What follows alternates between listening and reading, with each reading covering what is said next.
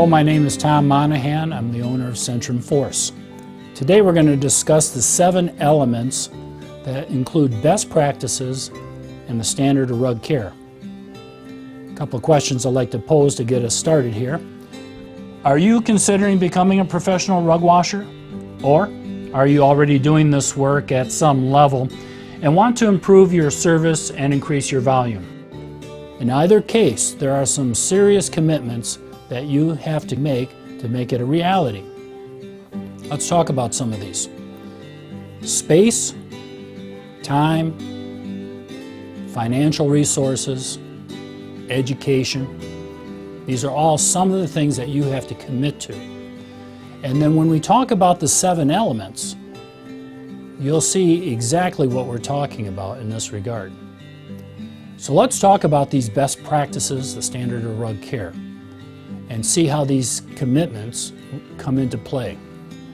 Now, the first thing that we want to talk about in an in-plant environment is your check-in. It will be followed by dusting, washing, rinsing, drying, finishing, and then storage and inventory. So getting right back to number 1, we're talking about check-in. What is the first impression you're going to leave with your client? The location of that check-in area has to look the part.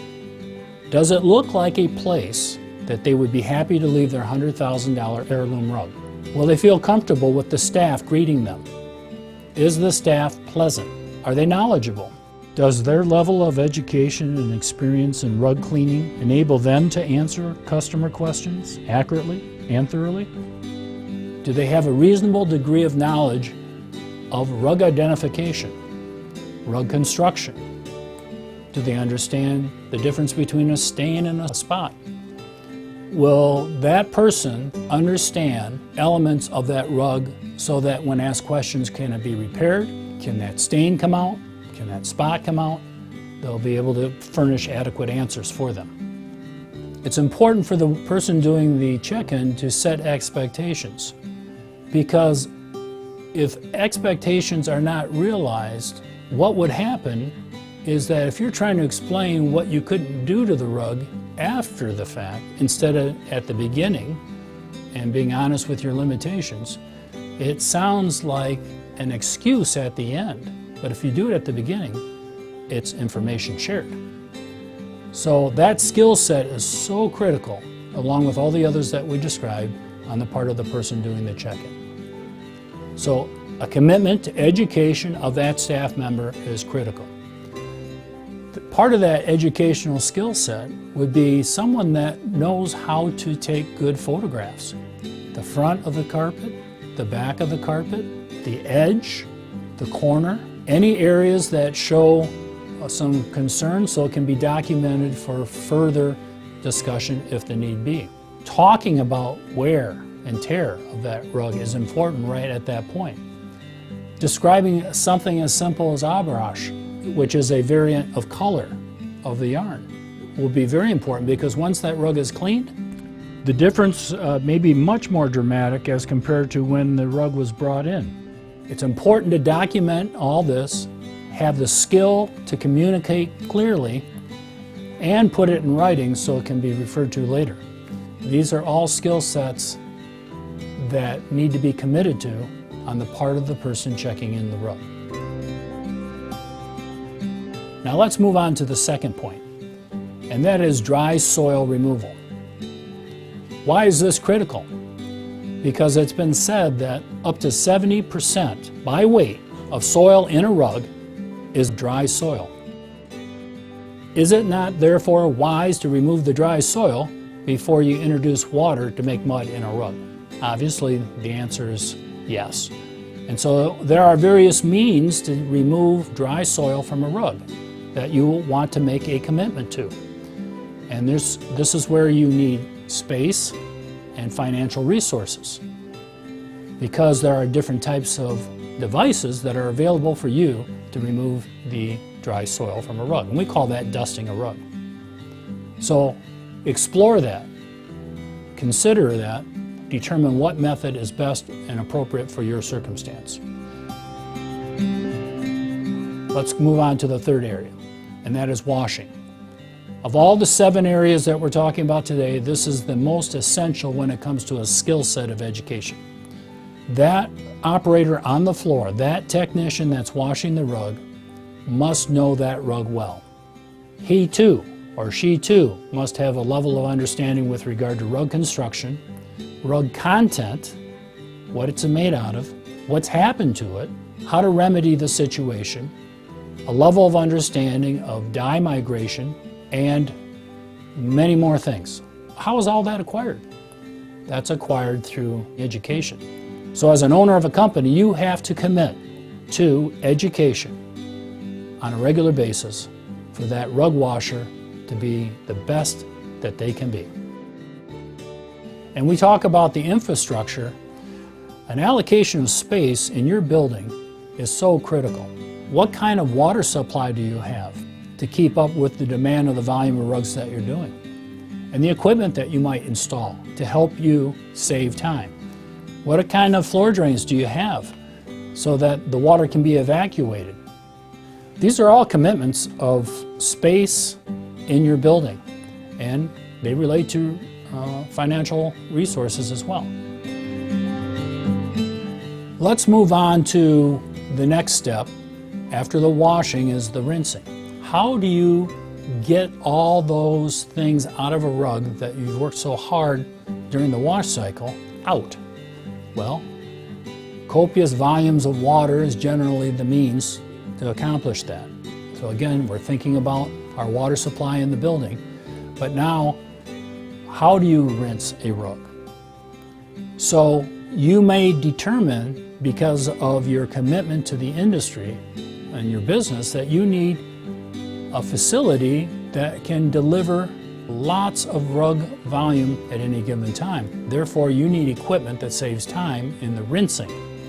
You could stand there with a garden hose, or you could have equipment that would accomplish things in a much more efficient way. We're now at the drying stage of the process. This is composed of 2 phases: removing the loose water that you've used in the rinsing process, and then evacuating all of the remaining moisture to completely dry the rug. First, how do you remove the loose water? Well, you could have one person squeegeeing the water off the rug, but again, you're not saving time. And so what's your commitment to best practices in developing a successful volume production rug plant? You have equipment that will assist in that area. Remember, we said earlier, all that educational skill set was important for the person taking in the rug and for the one washing the rug. But removing the water out of the rug doesn't require the same level of skill set. So why not mechanize? Compression wringers, for example, more time-saving equipment, furnishes this type of equipment where you can get not only at the rug rinsed, but you can evacuate the loose water by means of compression wringers. Centrifuges, like Centrum-X produced by Centrum Force, is another viable way of removing the water out fast. This is only one phase, getting rid of the loose water. The next phase is getting all the water out of the rug. Now, how's that accomplished? Well, your commitment to this part of drying, again, has to do with space, time, financial resources. The first thing you'll typically need is a way of hanging the rugs to dry. Centrum Force produces hanging systems that range from movable systems on wheels you can move around in your shop or even outside, to large motorized cabled systems that can hoist and hang dozens of rugs of different sizes at the same time. The science of drying a rug is very simple. You deliver heat to the rug, the water molecules get excited, they evaporate, they jump off into the air, and they get moved away from the textile. You do that a number of times and the rug is dry. In a committed rug plant, you need a chamber or a rug room, a drying room that's contained, where you deliver hot air into that room.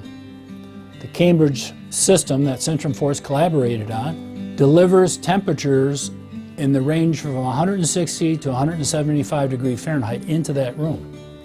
As that dry heat is delivered into the room, the wet rugs then want to release its water.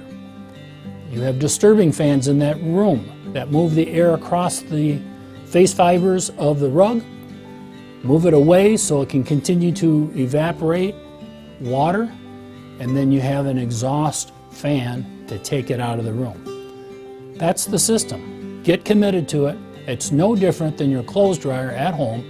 After you take your clothes out of the washing machine, you put them in the clothes dryer, you dial it into 30 minutes, 45 minutes, 60 minutes, and what happens?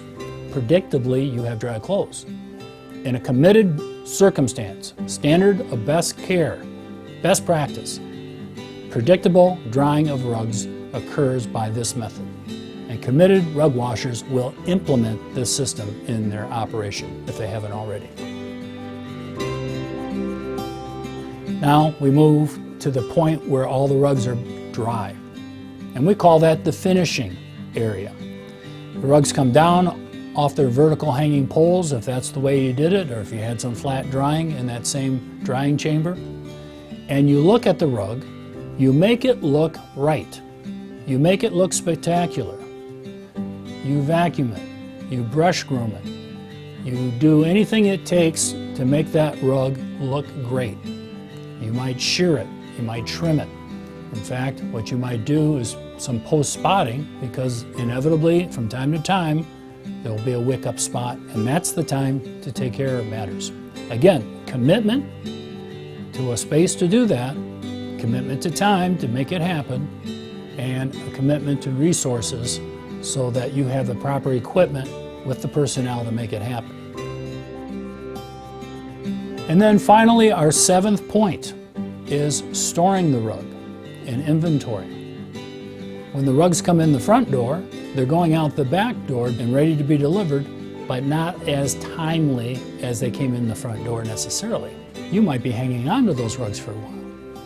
Where will you store them? How will you inventory them? It's important to make sure that you have a climate-controlled area where these rugs stay in inventory, easily accessible, and inventoried in such a way that you've indexed that rug as it came in. So when storing a rug then, if our check-in person did the job and assigned that rug its numeric number or alphabet, however you do it in your rug plant, you will be able to locate it on your storage shelf accordingly, and you'll never lose a rug. So we're tying this whole thing together, the 7 elements. Remember again, the check-in, critically important for first impressions, but it sets the stage for everything that follows. So after the check-in, there's the dry soil removal, there's the washing of the rug, there's the rinsing of the rug, then you got to dry the rug, then you follow that up by grooming it and finishing it, and then the last point, storage and inventory. So whether you are considering to be a rug washer or you already have a rug washing business, these 7 elements should help you remember there are commitments of space, time, resources, and education. And they are a must in order for you to be a successful rug washer.